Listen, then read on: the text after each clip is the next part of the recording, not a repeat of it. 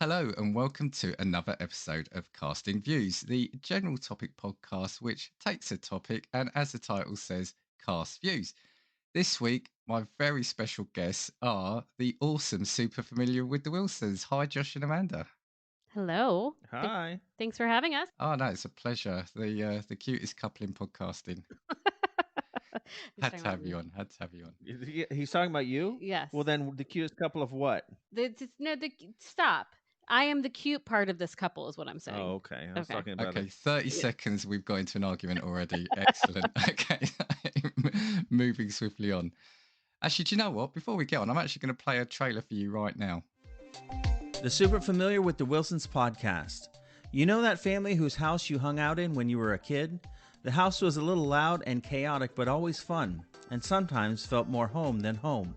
Well, that's us. We're the Wilsons, and we welcome you into our podcast with silly chat, ridiculous games, and interviews with interesting people. Like a spin doctor. The Super Familiar with the Wilsons podcast. Welcome home. So I've got you on because I've been to the States. I've actually just been to the States recently. I've been to Vegas, and I know the two of you are coming over to England soon. And so I thought it'd be a great opportunity to discuss either some questions or differences we had between the two countries, of which there's probably loads. I thought I could only think of a few because I keep joking that we're becoming more and more like an extra state. It's true. It's true. But there's still enough. There's still enough to go on. So the first one I was going to bring up, which is always it always seems a big one for Brits, is tipping culture. So that's interesting. I was just reading, I subscribed to a blog called The Discover, and it's a travel blog, and it was like 7 mistakes that everybody makes when they first travel to Europe. And I'm like, I need to read this.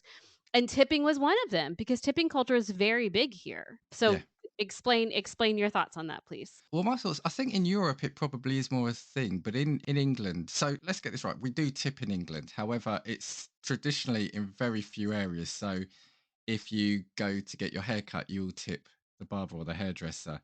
If you get a taxi, you will tip the taxi driver. And at a restaurant, you can tip, but it's not then necessarily kind of expected elsewhere. And also, you don't feel like if you didn't want to tip or you weren't going to tip, that you were going to be chased out the store or the restaurant, and that's kind of the vibe that we've had about America, that if you don't tip, you'll be named and shamed. And for example, here at a restaurant, you might just round up to the nearest pound or something. Oh But my gosh. Oh, wow. whereas Well, but here's the question. Do you have more equitable salaries there Right. for servers? possibly, but I still don't think it's great. So I think they do still rely on the tips. But I'm gonna guess, I don't know, and I haven't looked into it, but I'm gonna guess the States you're probably far more reliant on them.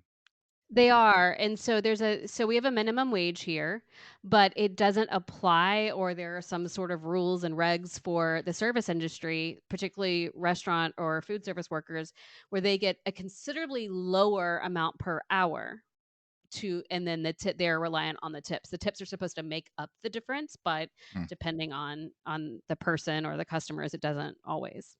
But Yeah, there's tipping everywhere here though. So yes, we tip. Well, I'm forever like, well, should we tip for this? I know. Always I'm asking this question. I mean, restaurants across the board, that's a thing that's expected for services. So like hair, going to the salon, getting a massage, getting a pedicure, or anything Well, we know that's what the tip for the massage you is. need to stop.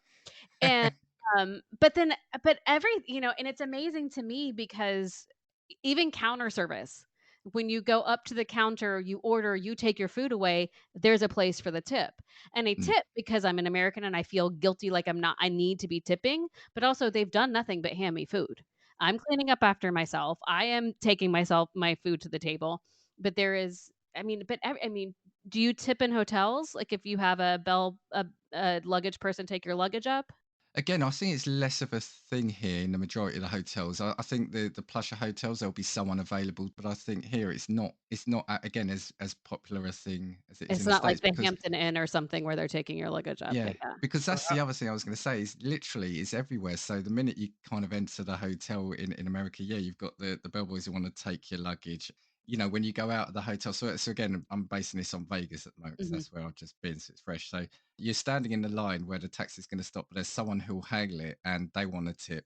Mhm. if you want to store your luggage when you're leaving out, they're just taking it from where I'm standing to 5 feet away, and they'll want a tip. And the funny thing is, I get into that mode when I'm over there because I think that's what's expected. But over here, you wouldn't tip all those people necessarily, and it just feels like it's more and more. And your point about the fast food shops or the counter service, we are starting to see that here, but I kind of want to have the service and the food before you're expecting me to Right. hand up to like 20%. You know? Well, it's interesting because the the urban myth or the urban legend is that the word tips comes from to ensure proper service. Have you heard this? No, Yeah. I didn't know So that. I always now I again don't think it's true. it might be an urban myth, but I thought that the idea for that has always been on the on the front of the service so that you ensure that you'll get taken care of. Like, you want to get into a club or whatever, you slip someone a tip and they'll get you a better seat or whatever. So, You say this like somebody who goes to clubs. okay, well, I've been to a club or two in my life. Okay. Literally a club or two. Right, right, right, right. So I thought that initially that's what tips were created for. I don't know.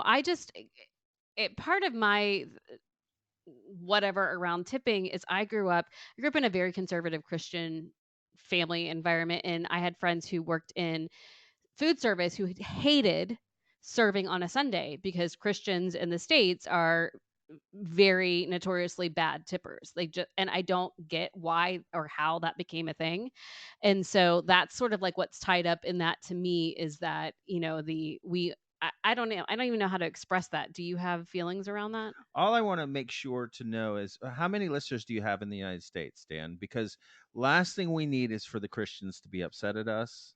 They will issue orders and they have their Christian soldiers come and get us. We cannot have the Christians mad All at right. I'm us. not trying to say that they are bad people. I'm trying to say that they are historically bad Bad tippers, tippers. yes. Yes. So hold on. So 30 seconds in, we had our argument. 7 minutes in, I'm cancelled. So yeah, That's right. it's You're a good. welcome. Mhm. Like I said, don't want to give the impression that we don't tip over here. And Josh, what you said is quite true. So I remember my dad years ago, we went on a family holiday to a place in Italy. We stayed at this hotel for a week. And I remember at the start, like one of the head waiters, my dad spoke to him, gave him a tip at the start of the week. And this guy was as attentive as Mhm. possible for the rest of the week. So, there probably is something there. It's just America is one of the few places that where we're going and I'm trying to budget, I make sure I take the food budget and I times that by 15 to 20% because I know, Yeah. you have to. And not yeah. 20%. 20%. You're looked down upon if you do anything less than 20%. And you're not. And here, and I don't know how it is there. It's my understanding, and I do understand that there is a difference between England and Europe. I was reading an article about Europe, but I mean, still, it's outside of America. Used not to be a difference. All of a sudden now What there's now there is. But this was saying that it's built into the bill. Typically, the service fee or the service tip is built into your bill in a lot of places. then it's not a tip anymore. It's not a bonus. It's just, do they have a separate line item for Well, that? that happens here if it's larger parties. So you will see at the bottom of a receipt that will say for, parties of 7 or more, an 18% tip has been added in or 18% service fee has been added in. And then if you want to tip over that, you can certainly do that. But here they will also do the math for you. So I don't know if it's like that here, but it's like 15%, 18%, 20%, and the Yeah. math is done for you. And And I've seen that over the year progress, and that's brilliant. Yeah. yeah. They're like, we're just taking all of the work out for you. And then what I do is I tend to just like I land on the 20 and then I round up to the next dollar because I don't want to have to math. And so I don't want other people to have Mm. to math. So it's like, well, you get $5.45 and for this table and that. So Well, Yeah. except for at the end of the day, especially if it's a credit card thing, they have to math. You should just tip them a straight dollar amount instead of a dollar and cents that's what I'm saying. because they have to math to get their tip amount. That's what I'm saying. I'm not saying I round the bill up to the next whatever. I round the tip up Oh, to the okay. Yeah. next All right.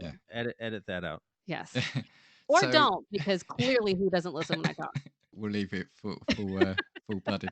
That's the thing. So over here, yeah, you'll get a lot of places, as you said, Amanda, especially over a certain table size, you'll get the service charge included. But often, if it's just a couple of you, some places you do have to be careful because some people do end up double tipping because yeah, Mhm. they've not seen that. Now, in theory, a lot of the time it says it's discretionary, so you can ask to have it removed, but you feel, Oh, who's the dick yeah, who does that though? who's going to be that person that does that? Excuse me, Right. could you please take that off? So, My God, the balls on that person. and what you mentioned about having it worked out for you, one is super helpful. But two is it's been brilliant seeing that. And what really hit me was a few years ago listening to a chap. He was an English chap on the radio who was working in the States. He was sort of working in bars, etc. And he said himself that if the staff, the wait staff, saw a Brit come in, they would all try to not be the person to serve that table because they knew that we weren't accustomed to tipping as much. So, like I said, I think it is. I think it is changing over here, but you wouldn't go into. So I've seen it now recently in like Subway, etc., where they got the tips. Here, you wouldn't go into a Mhm. McDonald's or a fast food shop, and some places might stick a tip jar, but I would say 99% of people wouldn't even think of leaving a tip in a place like that. Well, in here too, even in like grocery stores where you have somebody who takes your groceries to the car, that it's not unheard of to tip the people who are taking your groceries to the car. The grocery chain that we go to, so it's a very famous, very large grocery chain here in America in the southeast, moving up to the northeast, and the corporate headquarters are from my hometown. So everybody I knew growing up were all bag boys at the time, but bag people Mm. who would bag the groceries. And I even think though bag people, that's a different I know, connotation. I know, I Yeah, know. I don't yeah. know how to say that though. I don't know how to say that. They have the big signs that say no tipping, but people still try to give tips, and they'll have to say no, I Right. can't take it. And so that's very much the culture here that we just try to give people money, which Yeah. Yeah. yeah. So speaking of kind of restaurant settings, that goes to my question for you. So I have a series of questions since we are coming over there. First of all, good to know that I can adjust my budget, that I don't have to tip if I don't want to Oh, over and you there. can So ask to not tip. You can that's take good. it off your Love that bill. because I will be that guy. I'm kidding. I understand that when you are at a restaurant and you go to give your credit card, that they don't take it away from the table. Is that so? And that's something I've got here. Yeah, that's really odd. Yeah, no, they'll do it at the table. So apparently, you all lot think that it's like weird and anxiety inducing that they take your credit card away because they could possibly, I guess, steal the info. I mean, again, it's not something I've thought of just because it's what happens when you're in a place in the States, but I do find it odd that they take it away and then come back with it. It's like, it's like, is it secret? Is it, is it, Well, do Well, they it's come the with little machine. machines? They come with little card yeah, readers to your yeah, table? you pay at the Well, table. Yeah. But what use they do? what used they do? I can't talk either today. But what would they used to do before you didn't have card readers? Did they bring that metal thing that's like shunk shunk? Remember that thing I that had had to the use slip? that when I worked in retail in the He does. This 90s. guy's too young. He doesn't recognize it. Yes. But It what would probably, they? no, I just about remember those. But yeah, I think they did. I think they did. That's weird. To do that at your table, you got to plonk this thing down and just like grung, grung, Yeah. and then hand them your It little. makes like a carbon copy of your actual card. It Yeah. makes an imprint. Or the other option is, most restaurants they've got like a till point where you Yeah. can go and you can pay and you do it there and then. Oh, you go do it Oh, yourself. kind of like Okay. Denny's. Right. Yeah. Or we have restaurants here that only take cash, but then they have an ATM that charges you like a whole lot of extra money for a service fee because you're there and you're stuck and you have to pay cash. My question for you is, so it's not strange to you in the States because you've come to understand this is how the States do it. But if you were in England and they took your card and went away, you would have great questions? I'm at the point now where I've been to enough places on vacation where they do it to think, well, that's just what they do. But it would be not normal, or it would be not the norm, sorry, if they did that. No. Absolutely. Yeah. Yeah. And to answer your question, yeah, they'll come with an individual card reader. And even on that, then you can then do the tip on that. So once you do it, it'll say, do you want to do a tip, yes or no? And then you enter the tip amount. But often don't like doing on that. I prefer to leave the cash value because just want to make sure you haven't got my fat fingers do the wrong amount on on, on the Right. buttons. Yeah. Well, and what they do here too, so I have started to see more. The Swamp restaurant here now brings it to your table. We have started to see more and more people bringing the card readers to the table, but especially with like the tap cards and the, people paying with their phones and stuff. But there it is weird that they take it away, they bring it to you, and then it has the place for the tip, and then they go back and they key it in themselves. And so Yeah. you're always questioning, and then when you look at it on your bank statement, the tip's not included when it first goes through. So Right. I never go back Right. and check, but they could just be making up the things for you should they How about we're choose to. just more trusting over here? Hell, we shouldn't be. We shouldn't be. That's I think yeah, I think it also extends the paying part of the meal as well because you have to get their attention. They then take the card away. They then come back. You then got to fill it out. And as you said, Amanda, the tip bit, and then I make sure I write, and then I'm putting two lines to make sure that you can't add in another Oh, that's zero. smart. You know? And then they've got to come, and then they've got to take it away, and then they've got to come back, and it just feels like just bring the card machine. I'll tap and go. It's too many steps. Yep. No, they're trying to trick you here. Yeah, but it's funny though because I'm thinking of all the restaurants that have a cash point or a place for you to pay, a register for you to pay as you leave, as opposed to doing it at the table. They're all like cheaper, like the family steakhouse restaurant or the Chuck E. Cheese or whatever. To me, that would seem less classy, less of a classy place. Well, I think that I've offended the Christians. Now you've offended the Brits. This is good. We're doing great things I for don't know. Dan It's here. because that's the only place I'm used to doing that is like at the old local Ponderosa Steakhouse or No one whatever. knows what that is. Well, I was going to say maybe fine dining here is the same, but you'll have to ask someone who goes fine dining over here. So, Yeah. Oh, get out of here! You're always going to like plays and all this and that. So you're Mister Finery. Look at you. I'm surprised that you're not here on the video with your ascot on. oh no, that's only for evening recordings. All right, so good to know for us. Tipping optional. They won't take our card away. If somebody takes our card away when we're in England, then we worry. Well, They hold will on. I not. want to make sure I'm not doing the wait staff of England a disservice. It's expected, but yeah, you won't be chased out, and you won't feel a terrible sense of guilt. Although maybe yourselves being We American, you will. might feel yeah. Oh, they'll post it on social media around We'll here. st we'll still oh, they Yeah. will. The Yelp reviews and the TripAdvisor reviews are they will yep, mhm. What about car services? So you said taxis, but what about do you have Uber or Lyft or these We third-party do. car services? We do. I tend not to use it. I've not used them. I'll be honest with you. But yeah, you would. Again, that's the sort of service now you would expect to tip because Mhm. it's weird. I think it's a mentality thing. So like the hairdresser is taking time and providing a service uniquely to you, and the taxi driver is doing something that's saving you the effort of getting in your car and driving. I think sometimes going for a meal just feels like, well, I'm paying for the meal. You know, this is what you're doing. You're serving it for hundreds of people.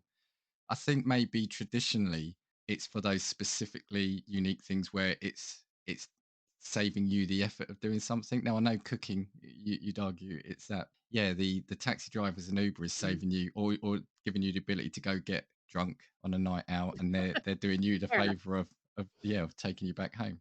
Getting you home Um, safely. All right, fair enough. yeah, They can get a yeah. tip. Yeah. All right, but we're sticking to restaurants now. I have another question. Is it true that there's a lot less pressure or expectation for you in any sort of restaurant setting, especially casual dining? Well, it would be casual dining, to bus your own table. Oh, so to clean your own table? Yeah, yeah, I think so. Absolutely. Well, Yeah. clearly, because you don't know what the word for clearing your own table is, bussing your own table. Well, That's yeah, why no, we're probably here. we don't say bussing, but yeah, and again, do you know what? This is so weird in that I did spot that. So first night at our hotel, we at you know they've got like this communal food hall, and it was just amazing seeing everyone clear their table. And I'm the kind of person I try to be a polite person, so I would have anyway. But I just found it strange that everyone around me was doing it because again back here they leave it there, and you know they obviously these places also do hire people to clean the tables, but it's like you've got it on a tray, you got it in a bag, just on the way out. There are plenty of bins on the way out. Just chuck it as you I, go. I can be in almost any dining situation and feel bad if I leave a mess. Like even if and we've got the 6-year-old, which is another huge like stressor when we go eat because of course he's a hurricane. But even if we're at fine dining, I feel the pressure to stack the plates or to gather all of the paper waste and put it in one place, get all the silverware. Like I feel the pressure to do something, not just leave a big fat mess. And casual dining, absolutely. I will bus. Even if there are places, because there are places where they don't expect you to bus, but I still feel that pressure to do it. And it really stresses you out because we've been in those places where there are some that they come and they clean because there's not clearly not bins that you could throw the stuff away in. It's part of their service, and we've tipped at the counter or whatever. It really stresses him out to leave the things on the table. I mean, I don't That's feel what I was going to good about say. doing it, but Yeah, is it because you're a good egg and you want to do that, or is No. it that's what people do? it's socialized, right? Okay, It's that yeah, it's that he grew okay, we grew up. This is what we did. yeah, So like whenever we have a choice, am I a good egg or am I like bowing to peer pressure? It's always going to be peer Yeah. pressure. Let's Mhm. just make that clear. okay. Yeah, and like I said again, I think it's definitely changing over time over here too. You could go to what you would say like a food court or whatever, and you would see tables with empty like burger packs or KFC boxes, etc. Now, in my view, the person cleaning the tables there is more cleaning the tables for all the people that have dropped all their grease all over the table. So when I come sit down, I'm not sitting in a puddle of grease, rather than chucking the big items that, like you said, are just easy to pick up and deposit on the way out. But that is an interesting one because, like I said, I just sat there watching, and on my recent trip, these were, I want to say young kids, but they're probably like in their early 20s. But to me, they are young kids. They're in their early 20s who over here you would think would probably just walk out. They wouldn't give a second thought. But it was quite good to see that as well. Well, that makes me feel good because I think that we are less civilized people, and so the fact that you're pointing out that they did something that was a civilized, thoughtful human being thing to do, I feel good about that. They were probably doing it because their parents made them do it when they were growing up. I'm sure not because they actually thought about it. But And I think it does depend on the person as well. Like I said, I've got a bit of a conscience about me. So I tend to do that sort of thing as well. Because, it's like the effort for me to chuck this tray of papers and leftover fries it's not the end of the world. yeah. I think it's changed, but I still say I'd probably say it's more of a thing in America. Yeah. Okay, so what about in schools though? Growing up, did you eat school food? You brought your food from lunch? I'm thinking about cafeterias here, and would they just leave the food in the cafeteria for school staff to clean up, or No, from how did from that? my very hazy memory, there were bins. You would just empty it in the bin or Yeah. chuck it, literally dump it, and then yeah, you'd put the dirty tray with the plates and that onto a rack, and then Mhm. they would just take the rack. I think that's the same for even a lot of casual dining here. If you go somewhere like a museum or like a zoo, they'll Mhm. have the racks where you just empty the plates and you just put it on, and they'll then take it to clean it. But yeah, I think it is yeah, that central place where you just put your dirty cutlery. Yeah, we have those busing busing bins. So, okay, staying on the restaurant thing. So I know that y'all don't know how to name cookies correctly because you call cookies biscuits, and I don't know what the hell you call biscuits, like actual biscuits. What are biscuits to you? Do No. you mean What are American biscuits? What do you call those? Rolls? like the bready, spongy things? Yeah, that's right. Kind of like a scone, but not. What do you call those? Yeah, well, you could call it savoury scone. They're also like bread rolls. It depends on Bread how rolls. they are. Okay. You've also got them. They could be like dumplings in some extent, where you can have them in your stew or your casserole. But one thing that I've recently learned, I think, is that what you call pancakes are actually crepes. That you don't have fluffy pancakes. That No, in order to get pancakes like I'm used to, I have to ask for American pancakes yeah. to get the nice fluffy worth putting in your mouth thing as opposed to crepes, which to me is a bunch of nonsense. So you don't know from pancakes then? Well, he does. He knows his No, pancakes. he knows crepes. Okay. Yeah, it depends where you are again. If you were at a restaurant and you ask for pancakes, there's a likelihood it's going to be the American style fluffy ones. Um, Again, you should check the menu because probably at a fine dining place it's going to be your crepe. Yeah, and if you went for a supermarket, they would be labeled pancakes. But if you went somewhere and said, "Yeah, do you know what? Should we have some pancakes tonight?" You'd be expected to have the thin crepe. So when we have Pancake Day at the end of February, yeah, it's those thin crepes. Then you stick a bit of lemon juice or sugar or fruit or Nutella or whatever on it. Lemon juice. Why are you looking at me? I didn't do it. Lemon Well, juice. Yeah, traditionally it's like lemon juice and sugar. Yeah, and then you roll it What? up. The Yeah. oh my god, this is like that's definitely a holdover from, like, austerity times. All we've got Possibly. is got lemon juice and sugar. Fine, do it. That's like your thing growing up the South having a mayonnaise sandwich, which is just like bread and mayonnaise, and then that's it. That's right. No, we put tomato on ours. We had tomato and mayonnaise sandwiches. They used to actually sell. They might still do. There was a particular brand of it, and I can't remember if it's called Jif. It also had a very similar name to a cleaning product, so they probably renamed it. But they sold lemon juice in little plastic squeezy lemon shaped Mhm.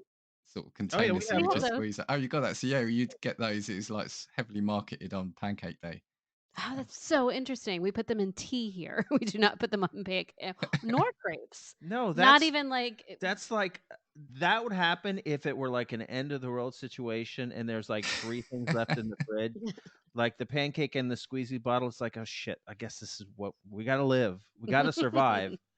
I'm It is tired of that just is eating. very traditional. I would say probably most people don't have it. They would go for the Nutella, the bananas and cream, but still in your flat crepes. Yeah, the fluffy pancakes are American pancakes. Yeah. Yeah, but Oh, you've had them, right? You like them? Do you like Oh, them? I love them. Yeah, yeah. Oh, there you go. Oh, I That's what love all the food. You know me. I love my food. I'm not going to say I'm a foodie. I just love to eat. you're a And fooder. yeah, I'm never disappointed when I come to the States. Very rarely. are our portions much larger than yours? Absolutely, It's absolutely. insanity. The portions, the size of the food, and when I say that, I mean especially like the seafood. So if you come over here and you order shrimp, they're going to be tiny. They're going to be like this Mm, big. Whereas over mm. there, they're like that, aren't they? Fat, juicy. You'll probably get a bit of a shock with that. But I understand that it only takes a very short amount of time for an American to go abroad and to get healthy by eating food that's not American. No, I know. It's really an epidemic here. It really is. And not just portion size, but all of the crap that we pump into our food so Mhm. that we can have these mutant shrimp that are really just medium-sized lobsters. I think unless you go to a nice deli here, if you get a sandwich, it's going to be quite thin and measly looking. Whereas I've had a couple of sandwiches over there, and the like a Reuben, and the amount of meat Mhm. that's in there is just Oh, so it's good. unreal. I need to get myself ready for this because although I know that it's a good thing, I'm gonna resent someone telling me that I'm eating too much because that's how it's gonna feel. Like you're judging me by giving me this tiny sandwich. All right. Prepare yourself not or you just order multiple things and Oh then my god. Well, I don't have to tip on top of it. I bet I can order 2 dishes if there's no tip. there you go. And then when they send me to the hospital, right? Because I'm gonna go into some sort of shock. Apparently, this is another thing I've heard, and you can tell me it's true or you can disabuse me of this, Dan, is that if you go into hospital, you should take your own pillow and pain medication. They don't give you pain medication? Is No, this true? I've not. That's not something I'm aware of. It's not Oh something no, I've this done. is the I've never thing. done It's that. anecdotal. Someone was talking about how they went into a hospital in Scotland. Well, this Now, is he lives in England. I understand it's Okay. it's all Britain though, and they were told that especially for minor procedures, that since it's NHS and it's government funded, it's it's nice if you can bring your own pillow and pain medication. You've never heard this? No, I've not heard that. And to be honest, technicalities around the health system, probably I think your other friend will be the authority on this. So I wouldn't want to step on his toes. But no, I mean, you'd probably want to because the pillows aren't going to be probably of your liking. But I've never had to know. I mean, I've fortunately only had to go into A&E a few times or be admitted into hospitals. No, I've never needed to. Bring your own pain medication. Yeah, yeah. Well, No, I've that's good. never. That's Yeah, good. no, So you'll be good. fine, You'll be and all right. and they won't check you for an insurance card first either. So Oh man. I'm still paying off. I mean, I broke my foot 2 years ago, still paying off all the x-rays. Because I get this, several $1,000 bill and I have insurance. yeah, yeah. And they'll do this thing where you can pay it or you can set up a payment plan without interest and it's like, "Fine, I will pay you $50 for the next however many years each month because I'm not." And then, yeah, and then I just got through paying off the 6-year-old's NICU bill. So when he was born, he was in NICU, which Wow, is the neonatal intensive care unit, yeah. for 4 days. I just got through paying it off on his 5th birthday. and that's with health insurance. And this was one of the questions I had. Now, I know you could probably do a whole episode on this. We often hear kind of like the horror stories about in America, unless you've got insurance, you are going to be left in the street. They won't look after you. And yeah, the story, but you just backed it up about having to pay thousands of dollars for kind of anything from a minor procedure Mhm. to life saving. Mhm. It's not the best over here at the moment, but I'll back that up by saying the health system here is in need of help. It's really creaking under pressure from both, I think, numbers of people and also a lack of underfunding. But at least you can sort of just turn up at an A&E and there won't be a bill presented to you at the end. So over there, so you have to have insurance, and do a lot of companies provide that, and does it cover you for everything? Because I've heard bizarre stories like pregnancy is treated like a pre-existing condition or something else. Can be. If you switch jobs and you are pregnant, the insurance company, depending on who provides the private insurance, can consider it a pre-existing condition and not cover it. Also, if you had a chronic illness and you switched insurance companies, they could consider that a pre-existing condition and not cover it. We do now. There is what we call Obamacare here that was put into place when President Obama was in office. It's a universal health care.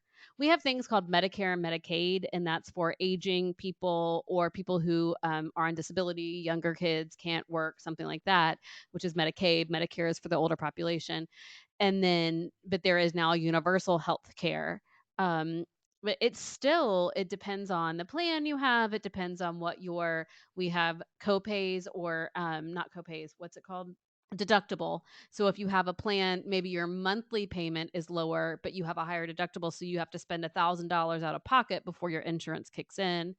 Or you have a lower deductible, which we have a $500 deductible, but then our monthly payment is higher. Okay. It depends on the private company. I don't know quite how uh, Obamacare works. Is it through private companies that the government is contracted with, or is it government? I don't know. Yeah, see, I don't know. We are fortunate enough to have healthcare. The one thing that I understand, one of the differences between the U.S. and say a place like England where you have national healthcare is that we can pretty quickly get in to see a specialist. Whereas if you need to see a specialist, it's a months long sort of wait list. At best. Yeah. Whereas here, if they say you need to, you've got some concerning skin spots or whatever, you need to go see a dermatologist, or they're referring, a child for, like whatever. It's a pretty quick get. I mean, sometimes you can wait up to a month, but it's much faster. Oh, but if you have to wait for a month, people are like really upset. Here, unless if they suspect it's something particularly bad, they'll put you on. There's supposed to be a 2-week turnaround for anything cancer related if there's a Hmm. suspicion. COVID has obviously impacted a lot of the wait lists Hmm. and surgeries. But here, yeah, if you were to go to a GP, first you've got to be able to get an appointment. So ironically, you said that about dermatology. So tomorrow I'm going to have a couple of things removed from my back. And I've done that because I've got private medical care at work as well. And I've realized over the last few years, I need to always try to get to a company where that is. Now, that's not necessarily because I don't like the service here, but it's about the speed at Hmm. which you get it. So my wife tried to make an appointment with the GP for me. So here the lines open at 8 a.m. Hmm. And by the time she's dialed the number, she was already 40 plus in the queue. Oh, wow. Yeah, so by the time it got through, there were no appointments left. So they said, you've got to call tomorrow because I needed a referral. Sorry, that's what Hmm. I'm doing. So we Hmm. thought, let's go through the GP.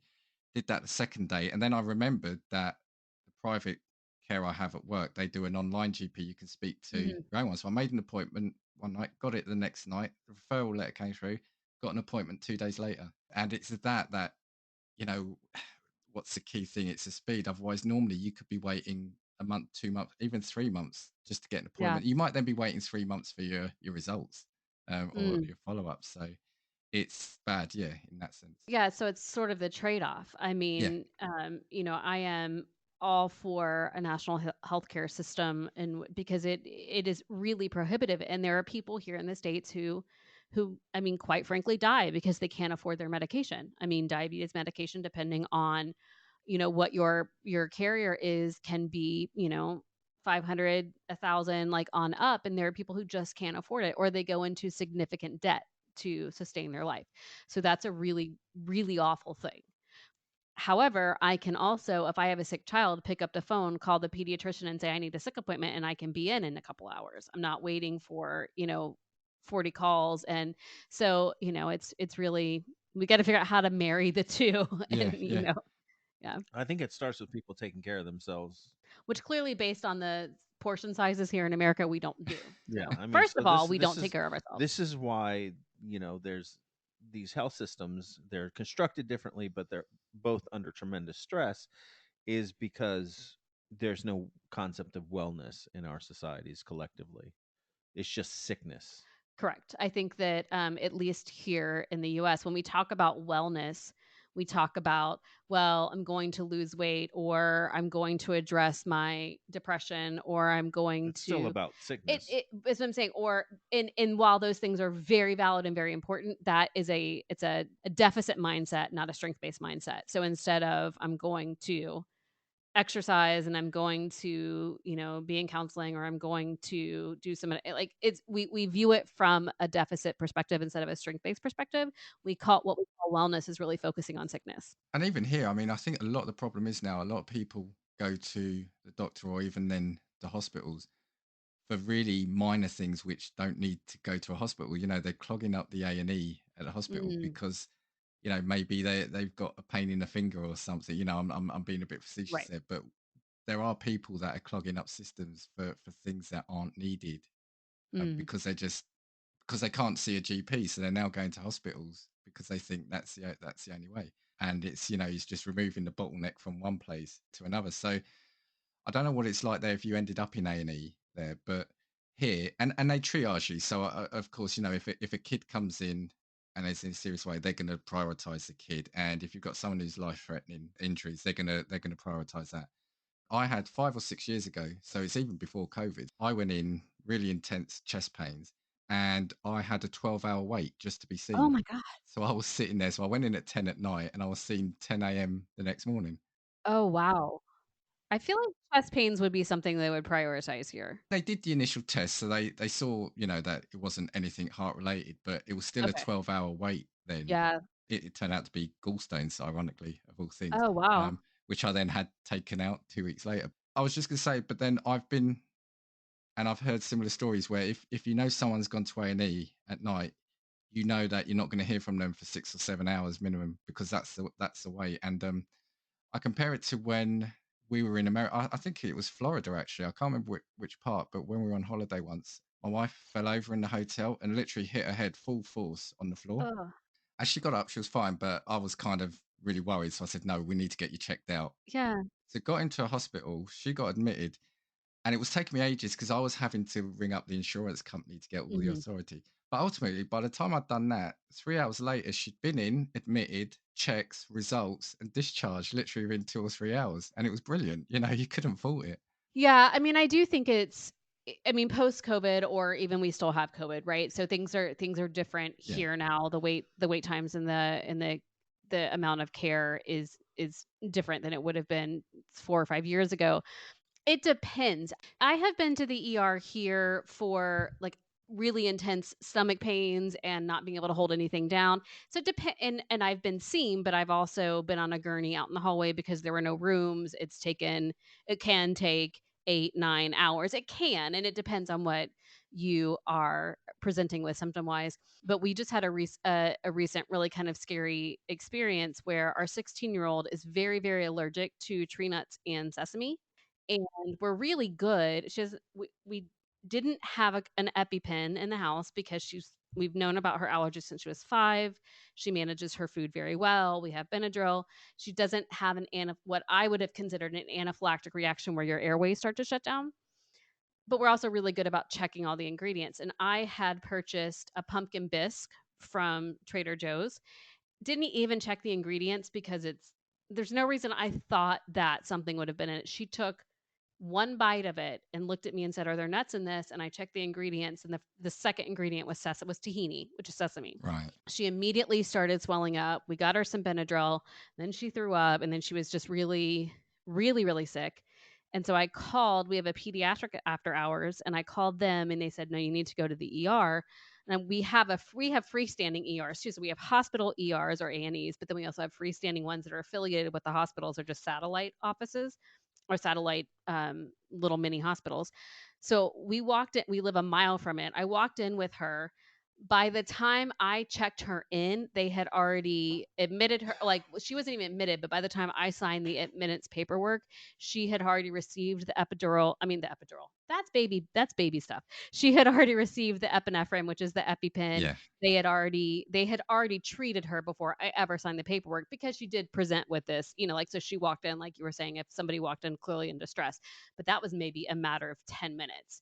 And they kept her for a couple hours of observation. What I've since learned, and this is my PSA to anybody with allergies, is that an anaphylactic shock is not necessarily that your airways are closing up. It is if you have two or more body systems reacting.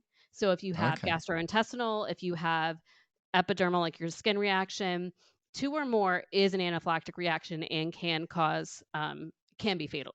So should you have allergies, and you know this, I'm going to break in. The Wilsons are not, nor do we claim to be, medical professionals. no, but carry an EpiPen is my point. So Yeah. yeah, and that was we got into A&E and we're seen within 10 minutes. But I think here it depends on, and the waiting room was full, but clearly she was presenting with a very extreme situation.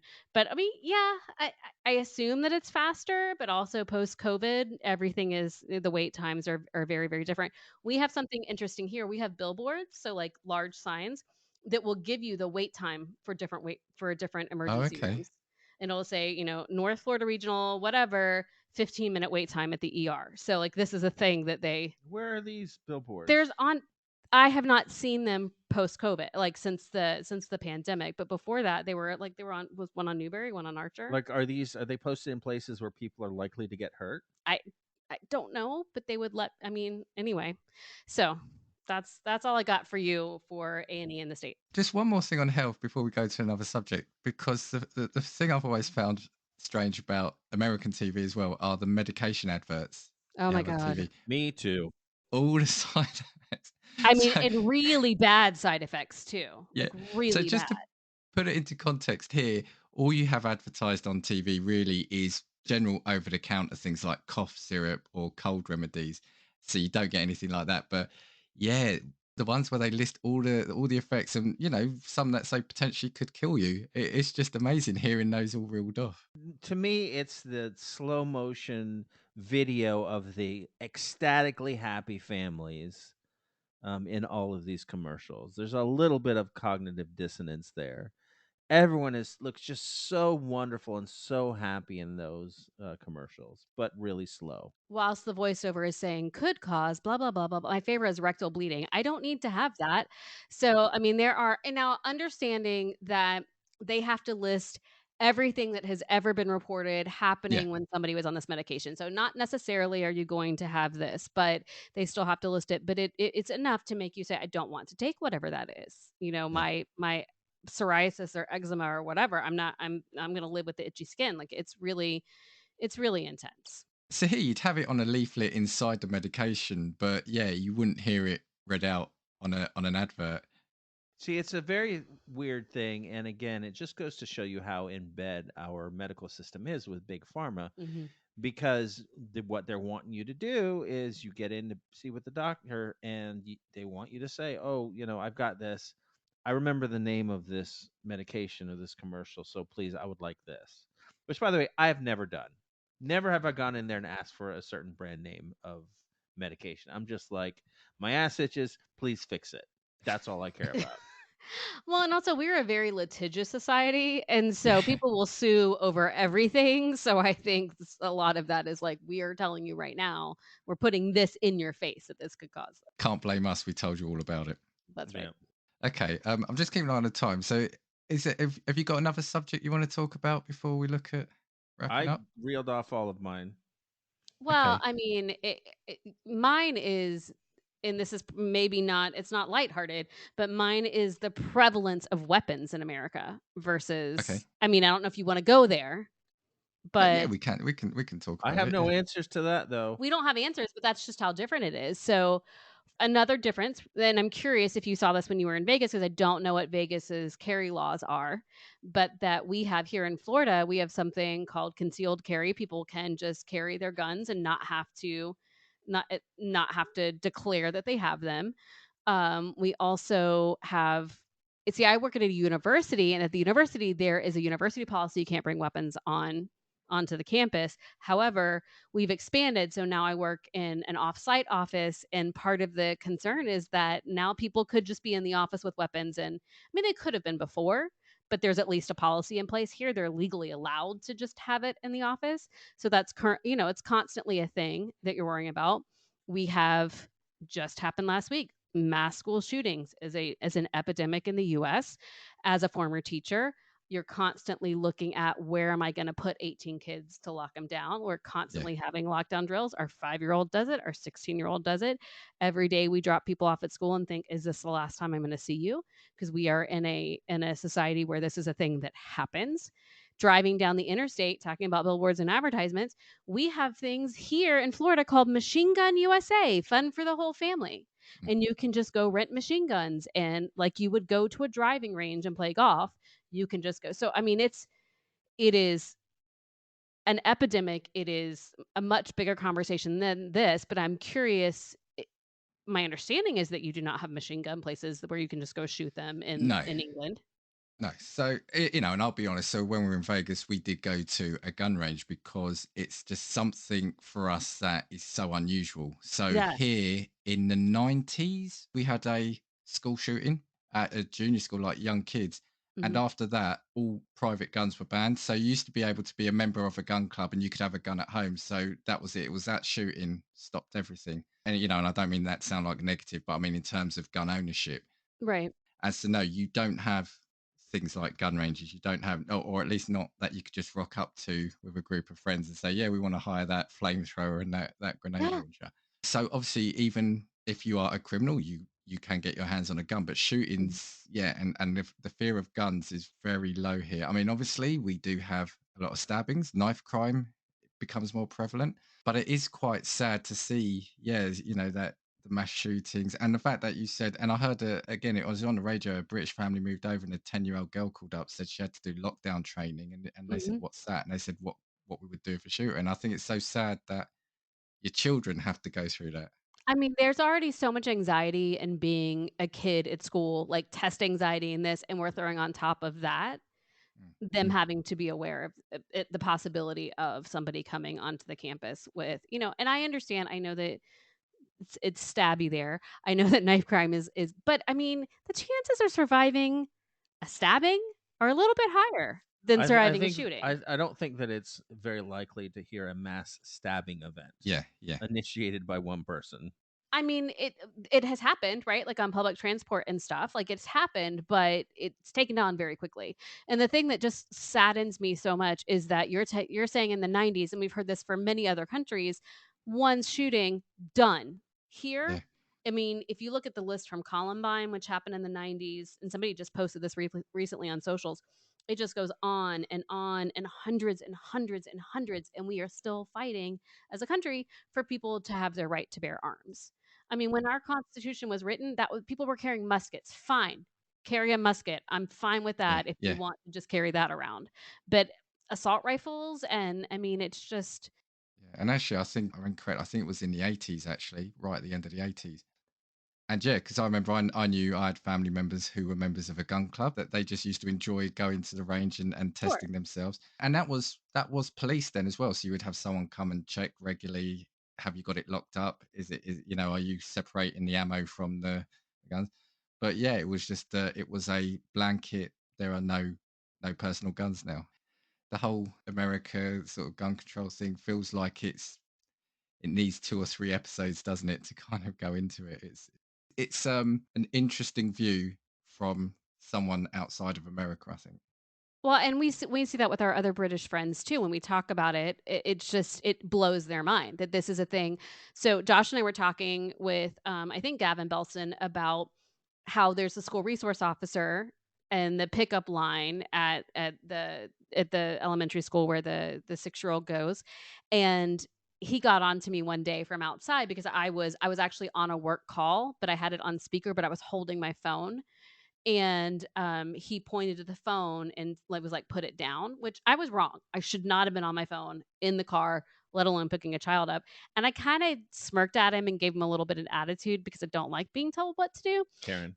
Yeah, well, I'm not a Karen, but I was wrong. But we were having this conversation and Gavin just said, "I can't imagine doing that with somebody who has a gun." Like responding in a way where like I know they could, Yeah. they could respond to me.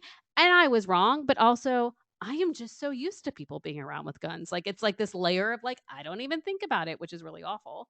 And it makes me really sad that like to think of all of these other countries looking at us thinking, "Why can't you guys get it together?" Because it's really it's just really it's very disheartening, and I'm sorry to do this to your podcast because it was much No, no, no, funnier no. when we were It's talking about tipping in restaurants, but it is to me, that's one of the major differences between our countries and us and the rest of the developed world. I mean, we are the only country who is fighting for, Joe Smith's ability to carry a gun at the mm, expense of the lives of our children. as an outsider, I think that's to me is what the fascinating element is that it is a country divided by that. So it's not that three quarters or the majority say, yeah, we all want guns, and it's not 99% saying we don't want it. It's the fact that it is still, even to this day, such a almost like it feels like evenly divided kind of conversation about do we want them or not. And I think that's to me is the element that I'm still surprised by.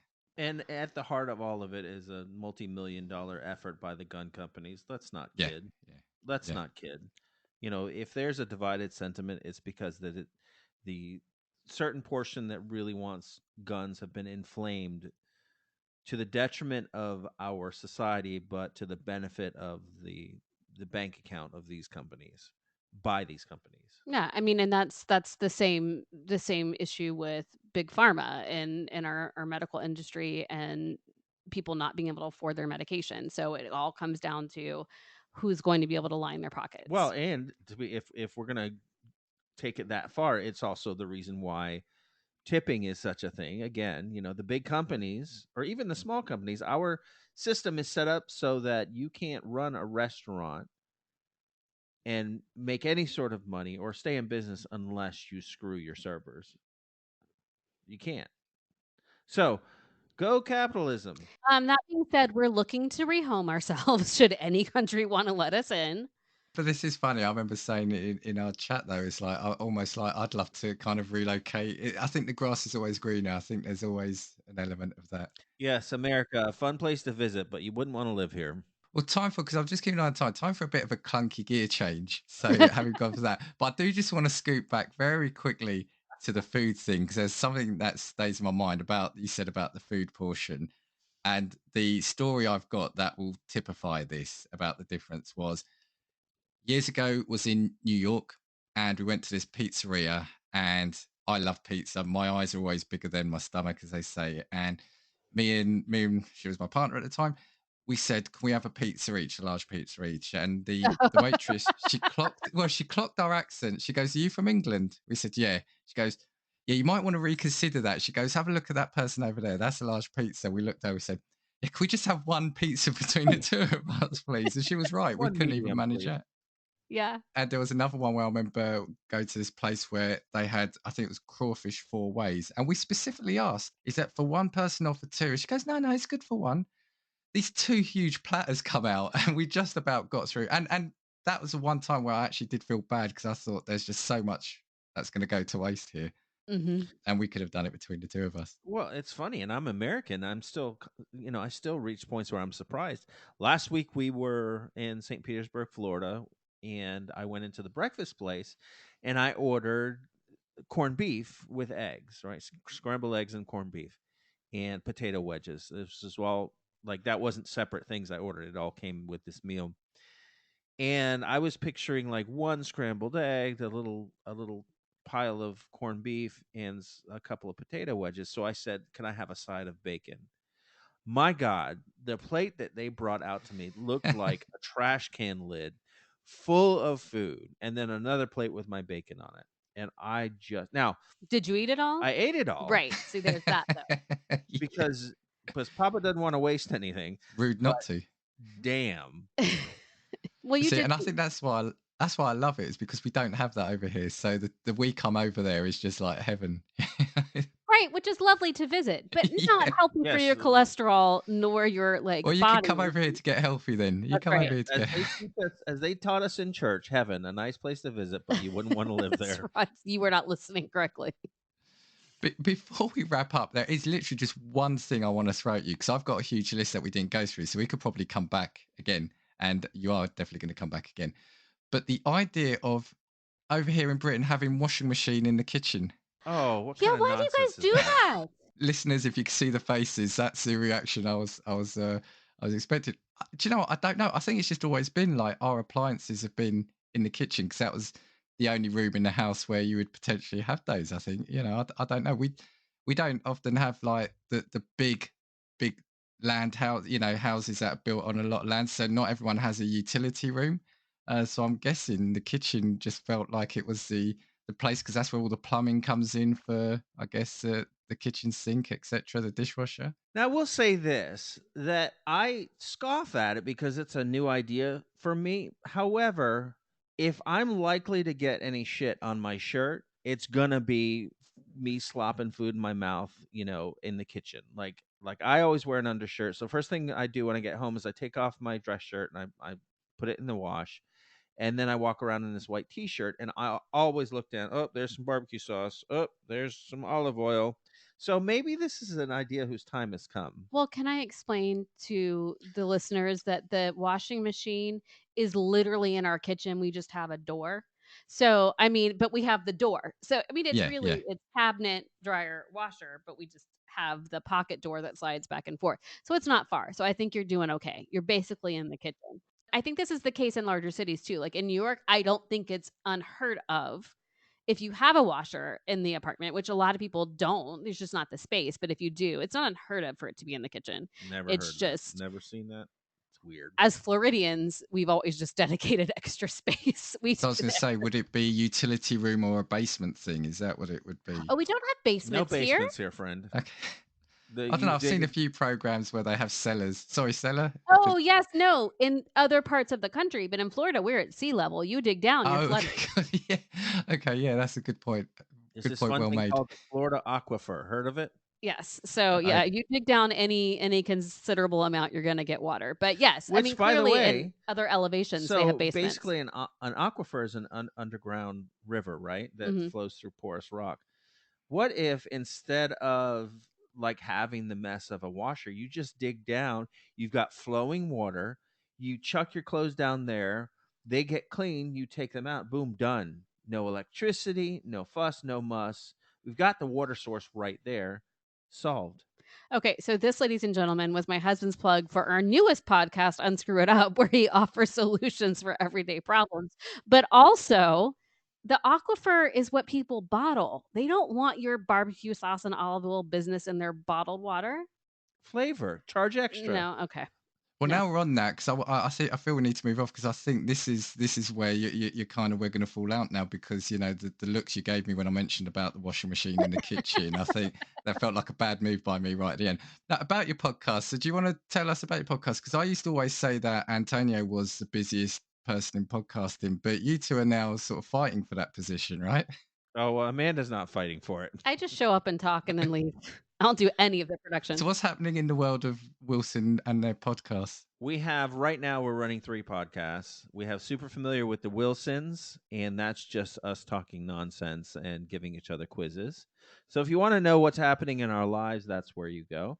We have a new podcast called Unscrew It Up, where we give differently twisted solutions to life's little problems. And so the idea is that, like last week, we talked about what did we talk about last week? Personal hygiene. Personal hygiene, and so we gave ideas for that.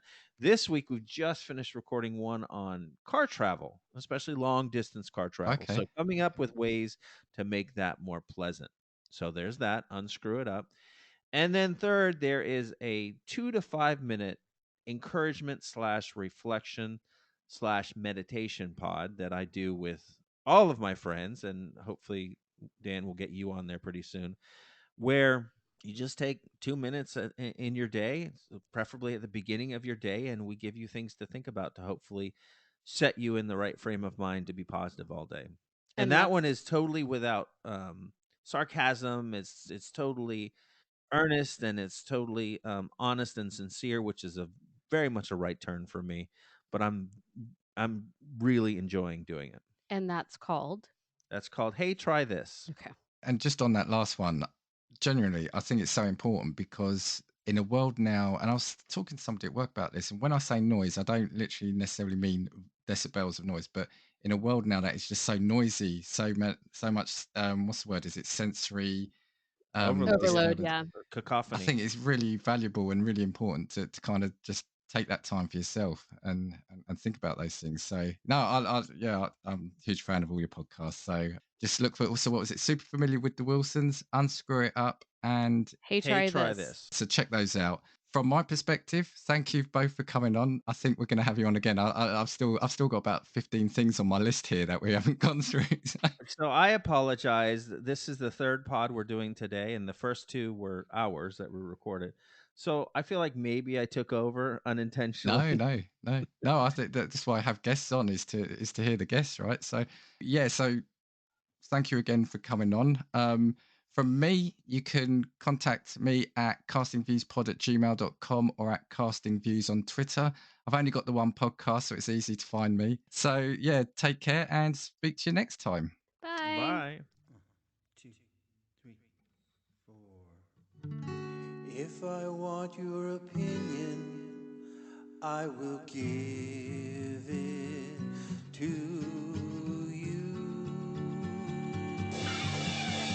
Come on, take what we got, 'cause you need it. Don't make us get a score and force feed it. Come on,